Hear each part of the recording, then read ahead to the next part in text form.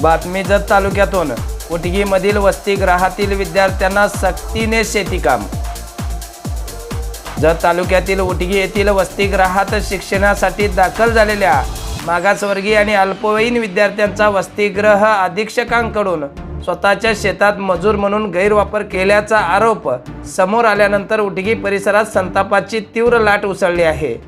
दुर्लक्षित आणि आर्थिकदृष्ट्या कमजोर कुटुंबातील मुलांचे असे शोषण होत असल्याचा संशय व्यक्त होत असून हा प्रकार अधिक गंभीर ठरत आहे। स्थानिकांच्या विद्यार्थ्यांनी माहिती दिली, रोज सकाळ संध्याकाळ जबरदस्तीने शेतात कामाला पाठवले जात होते। तसेच विरोध केल्यास मुलांना धमकावण्यात येत असल्याचा आरोप देखील करण्यात आला आहे। हा प्रकार काही महिन्यांपासून सुरू असून पालकांनी कठोर शब्दात निषेध नोंदवला आहे।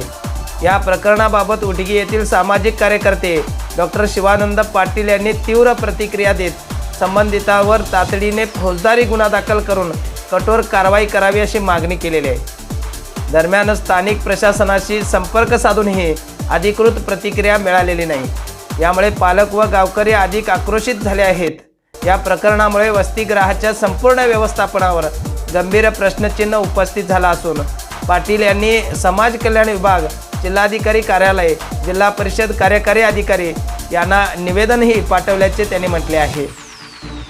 संबंधित विभागाच्या अधिकाऱ्यांनी तात्काळ या वसतिगृहाला भेट देऊन या वसतिगृहातील परिस्थितीची पाहणी करावी आणि संबंधितांवर कडक कारवाई करावी अशी मागणी डॉक्टर शिवानंद पाटील यांनी केलेली आहे।